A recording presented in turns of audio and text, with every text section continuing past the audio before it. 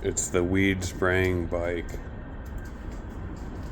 You got a tip here. This blows the exhaust out so it doesn't mess with your spray.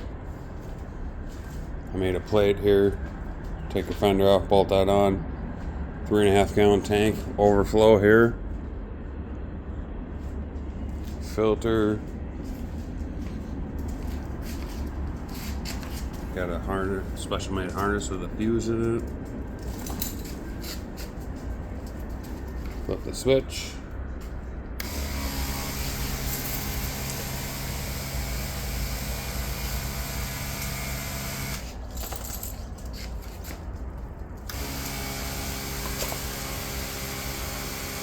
It's just water for now.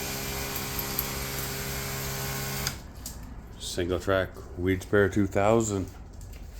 3.5 gallon tank. Takes 3 minutes to run it out.